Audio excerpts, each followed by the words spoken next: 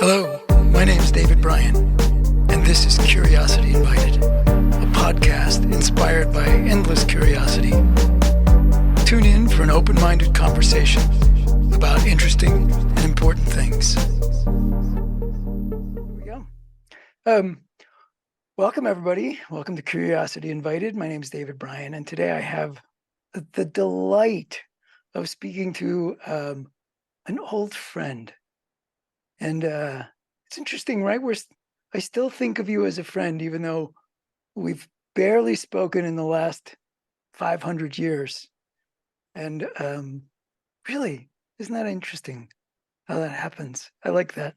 So Susan Harper, and I asked people for bios and things, and then I started to think about what to say about you. So I'm going to ask you to say about you. Well, so Susan Harper, not what do you do, but what do you call yourself other than Susan Harper? Yeah, what do I call myself? Well, I do call myself a friend. So I want to start just there, as you mentioned that. And I think it's true when we open a realm of friendship earlier in our life, even if we don't find all the ways of maintaining it in obvious ways. If there's some kind of really deep link like that, friend Yes, remains. Yeah. yes. Yeah. So I am a friend. I would call myself a friend But you're not a to, professional friend. no, not a professional friend. So what are you a professional? Yeah. So primarily, I'm known as a teacher of Continuum, which is a movement art, and it's a really a deep way to somatically and in the deep imaginal capacity of us befriend the mystery, open to the mystery, open to the unknown in a somatic way. And as well in a really on a level that works on all of us, all aspects of us. And then I'm also sometimes called a heart soul counselor. So sometimes I'm guiding people, counseling matters of the heart and With soul words, journeys. with words, With counseling. both words, yeah, both words and somatic practice, like help the deep felt sense capacities open so that each person could have a connection to their own deep felt sense, heart-based intelligence. I love that. And I'm imagining people hearing that, and this percentage of them say, "Oh, I get that," and the rest of them is like, "Wait, what is she? Is she like a dancer? Is she like a counselor? Is she like a psychologist?" They're the gears are moving, and they're trying to sort. Where do I put this? Where do I put this? Yeah. This category that this woman just tried to explain, and so I can not so I can. This is not me speaking. Not so I can contain it, but so I can know. I can get a sense of what territory I'm in, so that things might flow from it. So do people well, you travel in circles where people know what you do, and people ask you to do the things you do, and so they know what they're getting themselves in for. But somebody who's listening to this says, okay, well, continuum, somatic, I know somatic, that means body, and it's imaginal, so what does that means mind, and see, okay, so now I will tell you now. How would I describe Susan Harper and what she does? And that's why I put it on you, because I was stuck. I I think of you as a somatic explorer, and your primary instrument, I don't know how else to say that, for understanding the world and human beings in it, and things, is tissue, is your body and movement. And that too, it's almost like years ago I read about sharks, and their uncanny ability to discern the pressures exerted on them by the water and the currents of the water, that sort of gave them information about, ooh, that's emotion, that might be a fish in distress, which is good because I want to eat it, or that might be danger, and so I'm going that way. And they had this. I was jealous of it. They had this uncanny, at least to us, uncanny ability to experience the world through pressures exerted on their tissue.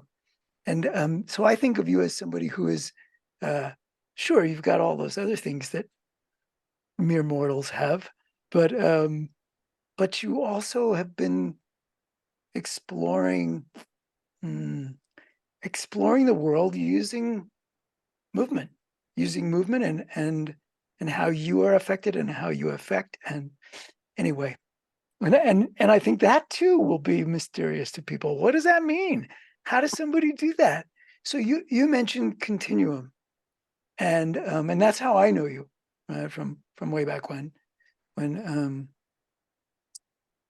which was, it was kind of dance, and it was kind of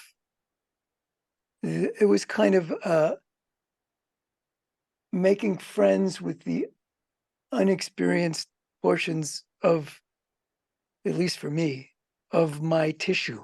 It was discovering places in myself through movement that I didn't even know were there. And I guess I want to ask you, I mean, this has been a lifelong journey, exploration for you. So how do you explain that? Was this like, you sprung out of your parents' head in this way, that you popped into the world with this inclination? Or was it something that was developed over time? And how? Who was Susan Harper when she was a little kid? And Yeah, there was many different themes there. sorry. Yeah, so it's okay. It's like somatic explorer. That was back a Yeah, few that was back breaths ago. Yeah. about a mile ago. And that's one way to describe the work, somatic exploration. Another way that I sometimes say it is that help people enter into exploratory consciousness, and consciousness that's in the 70 trillion cells of us. There's so much of us that is not known to us.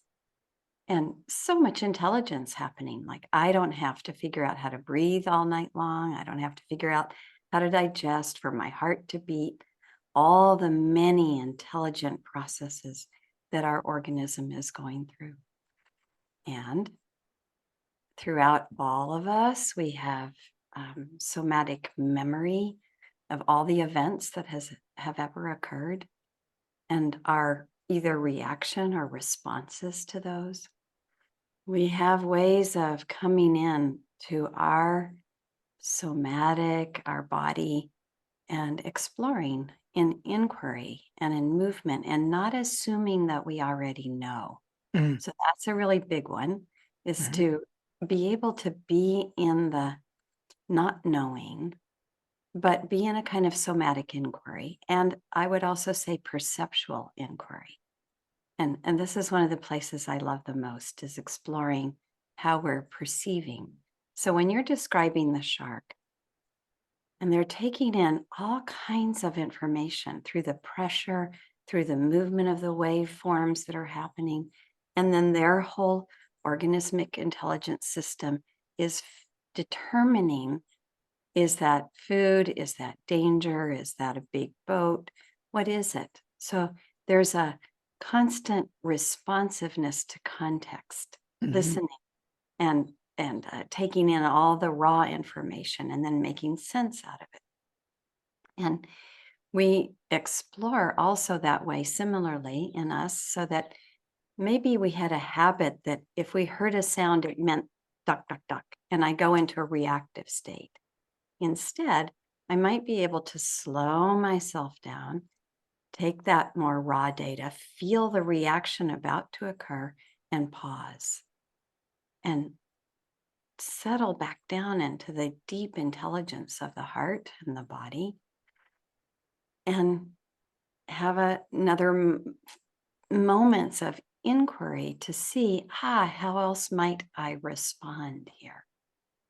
So, yeah, continuum, let's just say, because we've used the word continuum, was originated and developed primarily by Emilie Conrad.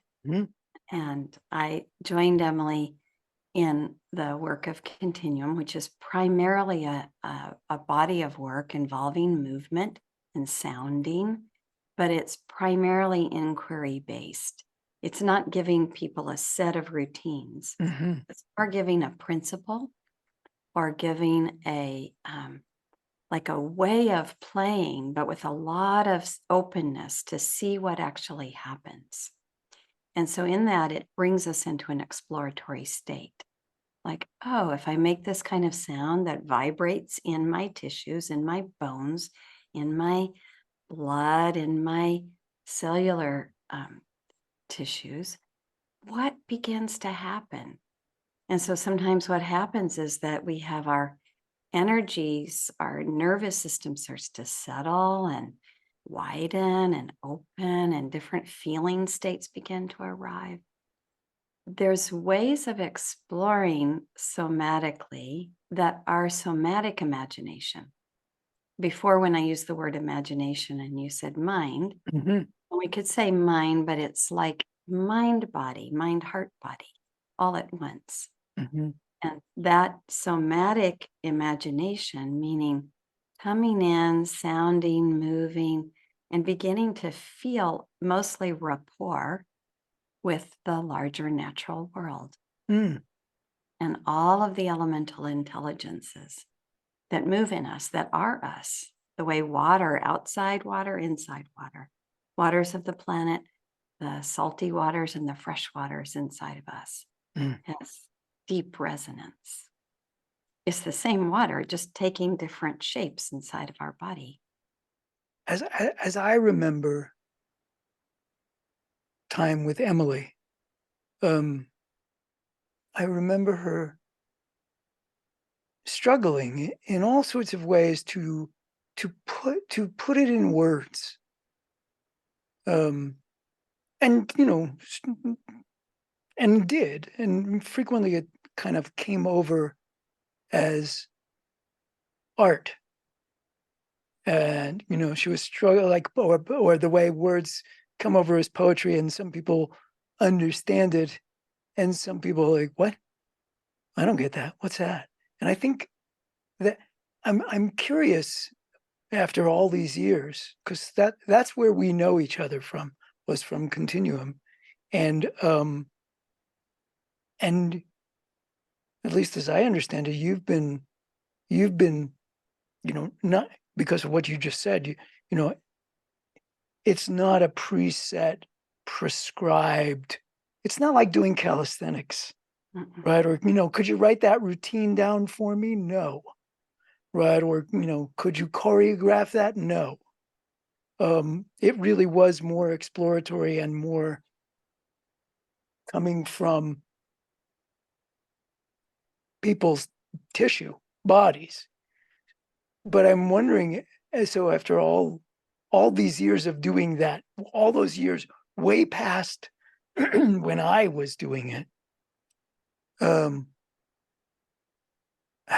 is there I don't know what to call it, for lack of a better word, innovation in Continuum?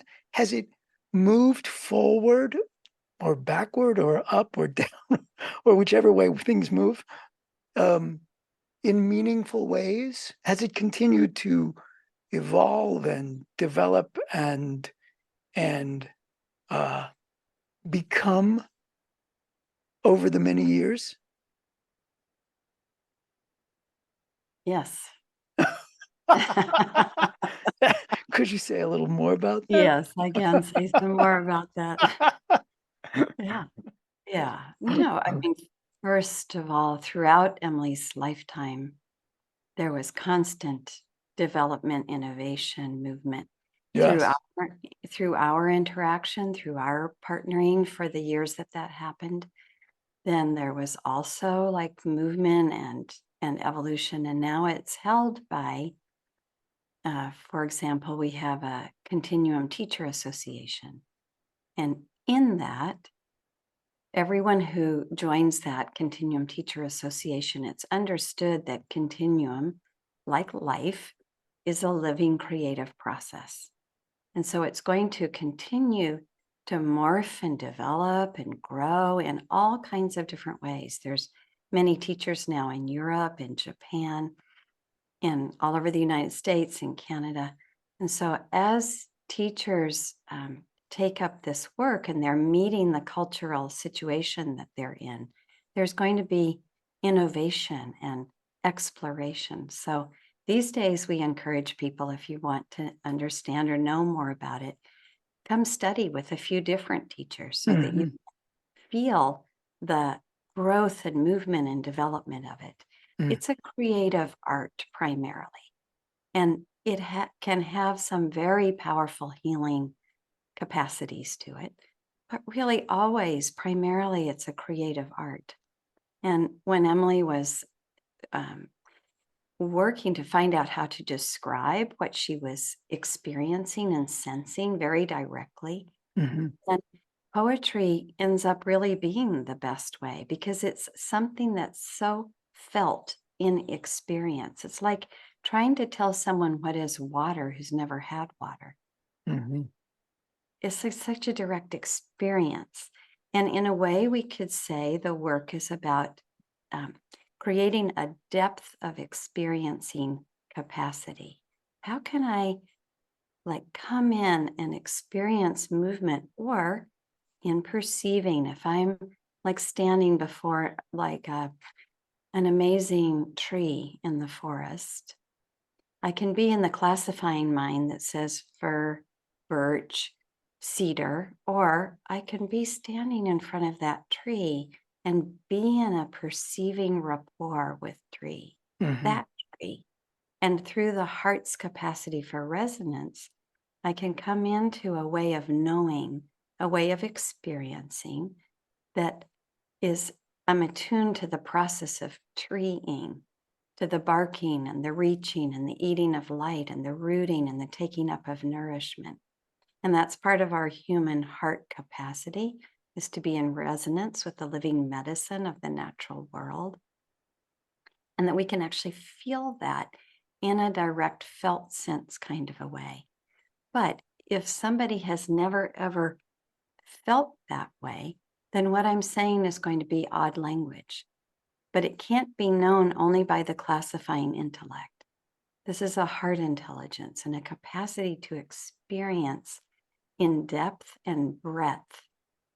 And so in a way, Continuum is about helping people have a deeper capacity of experiencing their own nervous system, their own somatic intelligence that's organically connected to nature. It's organically connected to the living processes of life and death.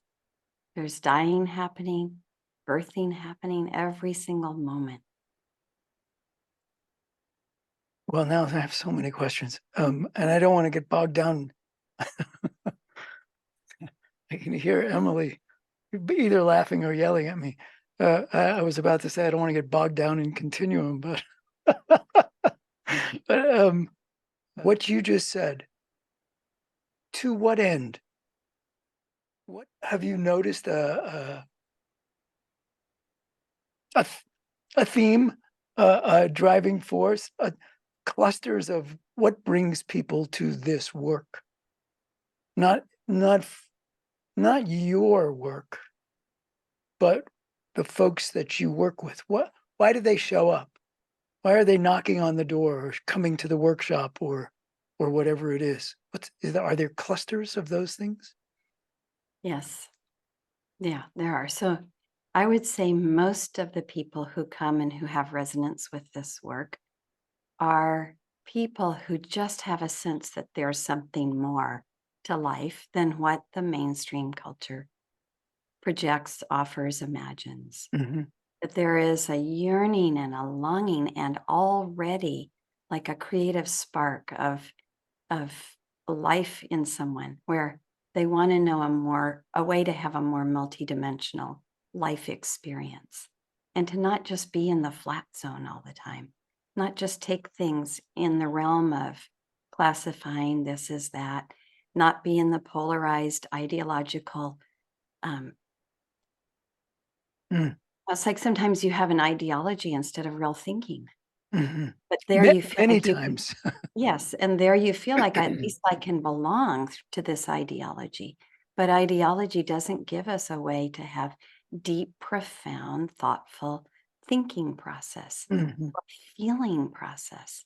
So I would say most of the people who come and have resonance, they come, your podcast is called Curiosity Invited because there's a deep realm of curiosity in somebody. And Hmm. there's already some place where there's a love for inquiry. There's some theme where it's like, okay, I want to crack the cultural identity or the cultural um, sets of beliefs. When we have a belief, we need to help get it undone so we can keep opening to a greater experience of reality. Hmm. And this word reality, it's like been taken over. Like we have a reality TV show, confusion for reality, Yeah. reality president. It's like, no, no, no, wait. The word reality is a totality of wholeness. It's like huge, enormous, vast. It's not small. So sometimes people say, oh, you're full of imagination, get back to reality. And then, yes, it's a narrow form of imagination, it's more fantasy. But Hmm. imagination, like reality itself, is full of imagination. If you look at the whole cos, if you look at the whole cosmos and all of the stars that have been birthed and the planets and this planetary body and its intelligence, it's full of imagination. How many species has this planetary body birth and death in the entire life of this Hmm. planetary body? It's imagination embodied. And so this body can play in the imagination of nature and have an attunement there. So we're not just in human made constructs, human made imagination, but really attuned to the imagination in nature. And would you say, I'm not trying to force you to say it, but would you say uh, over the years that you've witnessed or you watched people or yourself um,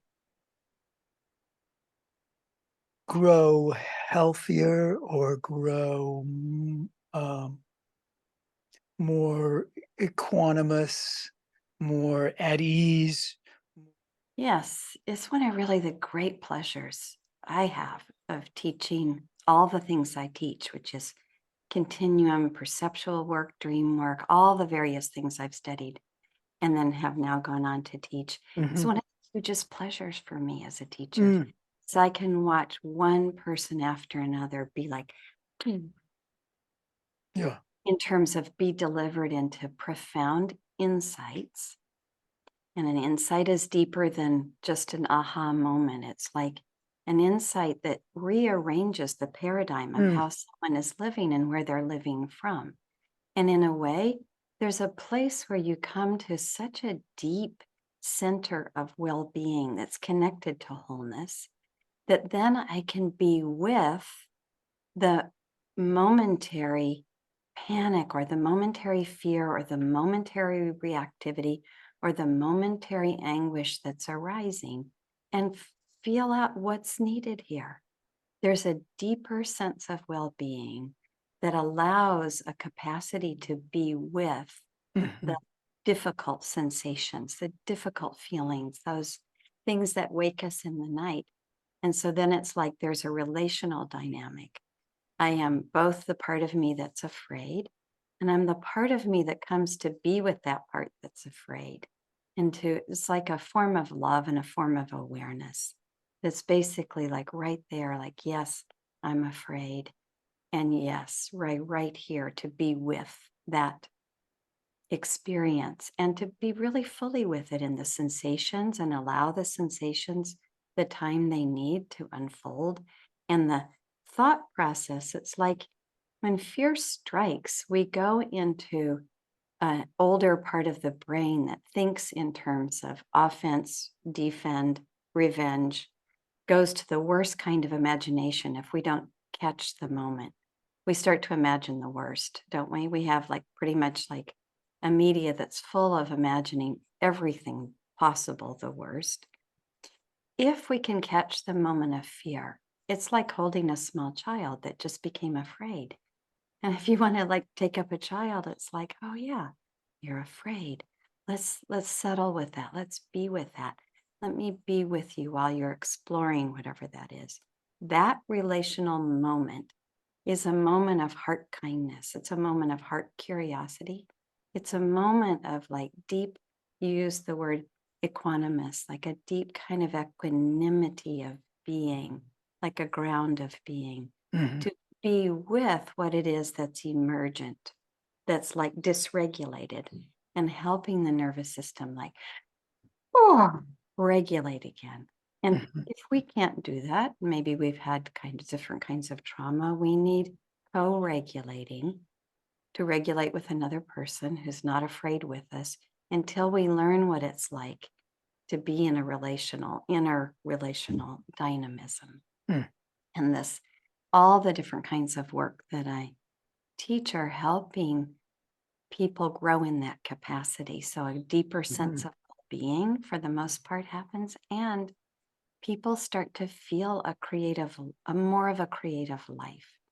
And just my observation with Emilie, it's like what called her to start to create Continuum, what called Emilie to create Continuum in the first place is that she was in deep existential pain. Mhm. What was going on in the culture?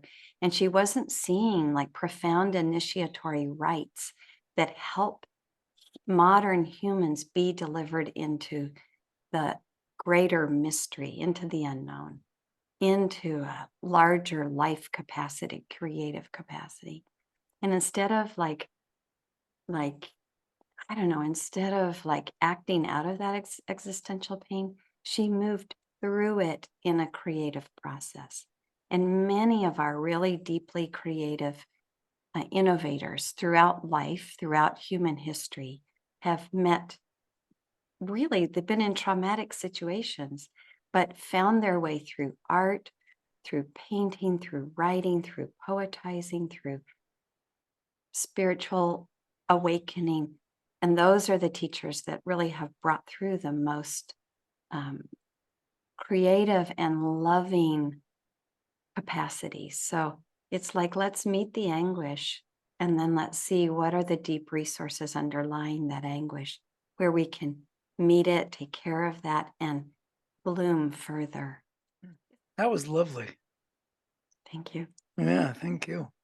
Yeah. Um, it also occurred to me before when you were speaking that, um, so you spoke about there's a Continuum Teachers Association, and and um, and there's an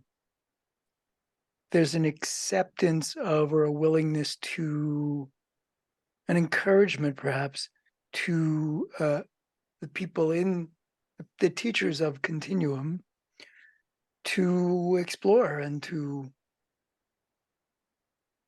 go forward or go into or go more. And I wonder if there's a fretting over, fretting may be the wrong word, quality control, for lack of a better way of saying it, right? You know, I've done some things for a very long time. Some of the realizations I've had, some of the ideas I've had, some were in hindsight boneheaded and mistaken. They got me someplace to get to realize that. But so is there a concern about that? And one can imagine the response to that being, they become the continuum Gestapo, the continuum police. Like, oh, no, that's not right. Or the queen, yes, that is okay, and that is not. And I'm wondering how that works in a practice that is not anything goes, and at the same time, wants to encourage imagination, discovery, inquiry, and it's the tension perhaps between anything that is, you'll excuse the expression, institutionalized and a living thing. And I'm wondering Exactly. how that plays itself out there. Yeah, thank you. It's a great question. And yes, of course, there's concern always. And the desire for those of us who founded the Teacher Association was to lean in the direction of it's a living process and not to want to systematize and itemize and proceduralize the work itself, Yeah. but to have really deep, clear principles that this is based on. And one of that is about organismic intelligence, helping guide people into their organismic intelligence, the deep felt sense capacity to perceive that, and the connectedness of that to the natural world, to the natural process. So it will for always be a kind of conversation in our organization of, yeah, all of us are going to make mistakes. Emilie did. We all do. That's part of the process of inquiry. And then there's there's a way where, yes, somebody might be out there kind of going off, but what I see is it doesn't last very long, or that teacher just doesn't last very long. Mm-hmm. There's some kind of intelligence in most of the people who study the work. There's a kind of intelligence to know. And so somebody might get a bad experience, so-called, of continuum with one person who's not really rooted enough. They're off on flying this way or that way. And then the truth is that almost every student, it's not always the work itself, it's their resonance with the person who's teaching, style of the teacher, and the way of meeting. Like every student that I have calls teachings through me in a different way. So I'm not just there to kind of be a minister telling this is the dogma, this is the thing to believe. No, it's an inquiry process. And so as I'm engaging with someone, just like this conversation, you're calling out, you're calling through me different ways of responding to you in the way we're musing together. And so there's an understanding of the student teacher dynamism, is that both are offering an intelligent process. We're both combining to help create the process of the work. And so, yes, we'll probably always have some inquiry about is this continuum? But at the same time, like people who have the experience of continuum throughout Emilie's lifetime, then if they studied at a certain point, they would say, oh, it's like this. We do Yes. core movements and there's no music and everything is very silent. And then somebody else will be, oh, no, no, it's all sounding. No, no, no. It's like there were so many phases of it. So Hmm. my experience being with Emilie and participating with her and co-teaching with her for, I don't know, 38 years, whatever, something like that before she died, was that the innovative processes, they flow through, and some things really stick and work and some things do not, and that it's important to listen for that, just to keep listening for that, like what really begins to take hold and develop and unfold itself. It's like, I'm sure in nature there's different species that were tried out for a little while and then they just never really made it. Absolutely. Yes, exactly, because it didn't fit in the ecosystem, didn't have the conversation. No. Same as we're Right. exploring, we're going to find things like that. And Emilie would often speak to, and we would speak to, like connecting to the creative flux that's in the universe. And then it comes through human beings in all different forms, not just human beings, in the sharks and the whales and the dolphins and creatures, but of human beings, creative flux is coming through. So what I resonated with was this ability, like to go into the deep waters and come up with a discovery and teach it.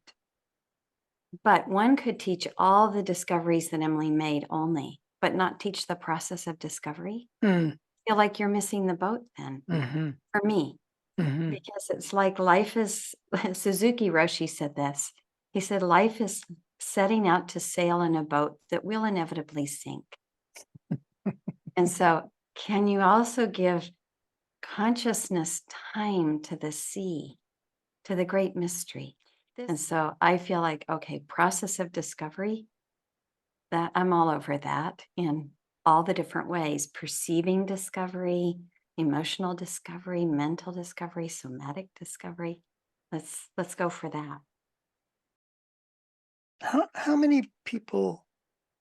How many people are in the association of continuum teachers or whatever that Think is? we're somewhere between 80 and 90 teachers. Mm. People are really listening in. They're coming from all over. And when I first started taking Continuum, traveling with it in 1992 to Europe, I really thought I was invited to come to Germany and Finland. And I thought, oh my gosh, this is going to be an LA woo woo, LA being Los Angeles, an LA woo woo kind of a thing. I'm like, will it be relevant in Finland? Will it be relevant in Germany? It was completely relevant, different. I have to meet each culture and the Mm-hmm. cultural frames. I have to do that in every part of the United States, meet the different cultural frames. But the deep 70 trillion cells of us and the intelligence, the organic intelligence of us operates in all bodies, whether it's a Finnish body or a German body or an American Yes. body or a Thai body or Yes. yeah, or a Borneo body. It's like Right. it's all operating and it's connected again to the natural world, to the elemental intelligences of fire and water and air and earth and space. Mm. And those intelligences inform us, they shape us, they co-arise all of us. And then each of us culturally frames habits of perceiving and habits of movement, habits of thinking based on our culture. But it's so narrow. Like, like how can we come past our cultural frame, whatever it is, know the gifts of it, but also know, hey, there's a much bigger version of reality that we might Mm-hmm. Yeah. experience. And it's such a mystery to the, you know, everyone, excuse me, everyone is from, in, shaped by the the culture they're immersed in. And yet we also know that there are people who pop up in all sorts of places who it's kind of like wild horses, right? Some take to the saddle just like, yeah, cool, this is good. I don't mind this. Minded it at first, but I'm good. And then there are some that are, they are something else, right? And the culture seems, yeah, sure, they're in it, but does not, it doesn't bend and twist and shape them and harden them in particular ways. They seem driven by or drawn by Yeah. other I, things. I, So it's I think really, that's so wonderful. is a great analogy, David. It's great. I like to say that. It's like Mm. that. That's who mostly shows up for this kind of work, are Yep. those who just know there's more. And that, like, when that wild horse that won't take the saddle because its own spirit, its own soul is so strong. It knows that it needs the wild, Hmm. needs that deep relationship with wild nature too. Hmm. And that it's not going to be comfortable No. hap- Yeah. uh, just only being ridden by usually often humans who are not necessarily that attuned. Yeah. Sometimes they, and sometimes they're not. Yeah. Exactly. Yeah. Um, I'm not sure if this is shifting gears or just or it's a bad metaphor to use with you. Gears. Gears are so mechanical, and you are so not. But uh, so I know you are in all sorts of ways informed by your work with Continuum, and not limiting it to that. But I also know, like for instance, uh, I don't know if that's still happening, but you were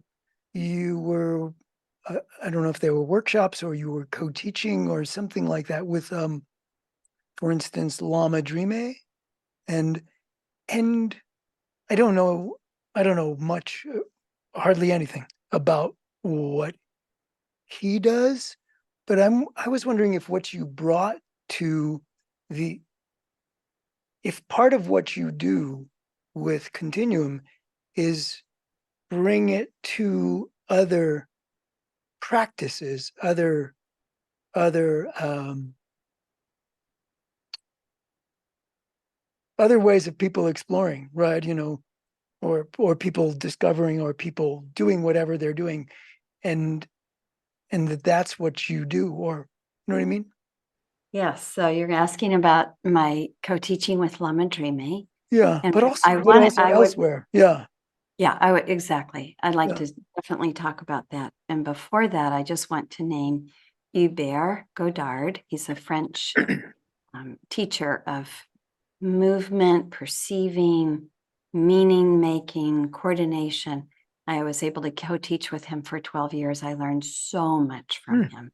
And so all the things that I learn, I do fold that into the ways that I teach Continuum. And then I also teach other bodies of work that have Continuum as a base, but aren't all Continuum. So I have Hmm. body of perception or body of relating, working with the whole emotional psyche relating process or dream work and so on. Hmm. And Lama Drime, I also had the privilege of teaching with him for 12 years. And he is a Dzogchen lineage holder in the Vajrayana Buddhist religion. And Hmm. he's quite unique. The basic primal teachings of Dzogchen, I feel, are so similar, different, but similar to like root beliefs and principles in Continuum. Hmm. And there's a great sense of wholeness in the process. And what he experienced was in his participating in Continuum is that it brought a somatic, deep experiential way for people to understand also Buddhist insights. That many people were working with Buddhist insights, but more from a mental point of view, Hmm. and needed to come like really all the way down into experiential felt sense ways of exploring in perceiving. Hmm. And just a very simple perceiving example. And this one was also Hubert Godard was really big on this. And many different people and different realms of inquiry are all on this, which is the capacity of attention to zoom in, focus, and to be able to zoom out, way out, way out to a, you could call it, in one way, you could call it a field of awareness. And then there's our personal awareness. So however I've developed my personal awareness and the capacity to let my personal awareness keep resting into great primal awareness that's inside of really everything. And so that capacity of playing with one's attention. So in Continuum, as you may remember, way, way, way back when, in the 70s, we'd be playing with a sound, or let's say a movement in a particular place in the body, and then the invitation for open attention. And that is to loosen any intention, open attention throughout the whole feeling field, and to then perceive whatever starts to emerge, bubble up, that maybe one has not ever felt before. Or maybe in opening attention, someone feels a knot, a tension that's both physical and emotional, psychological. And then in the attentive process, to be able to come and be with that and give some time for that knot to start to unpack itself, unfold, detangle, so to speak, by a larger, greater engagement, participating in so many playful and deep listening ways that something that's been knotted up for a long time could start to unfold itself and rejoin the living flow, the living currency, the living matrix. And so just the simple capacity to do that, I zoom in on something I'm attending, whatever it is, and then come to the horizons. Just invite everybody who's listening to this call for right now, like just feel the horizons all around you. And you let your consciousness like take a big space for a little bit. And it's like, okay, the horizon to the north of me and the south of me and the east and west. And then there's something that happens in the energetic field. And then I can come back to that thing I was kind of obsessed on or focused on. And all of a sudden, there's another perspective that I can view it from. And just the capacity to zoom out, zoom in frequently in a day is incredibly healthy for the whole body nervous system. And this capacity of deep zoom out into the body of space is part of the Dzogchen practice. It's also part of the practice of our work. And just that, like Hubert would often say, like, give up your preoccupation with the bad guy inside, meaning whatever tension or pain you were with. You want to, of course, feel that, attend to it. But when we're preoccupied with whatever it is, we tighten the knot. Like, oh, how could I fix this? How can I move this? I want this better, of course, because we're in some anguish.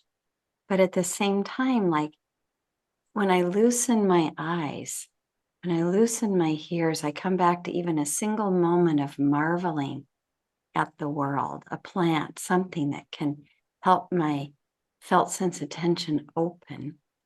In that very moment of marveling, I am reshaping my physical body. There's like that moment of marveling, my viscera widens, my gut widens, my heart softens.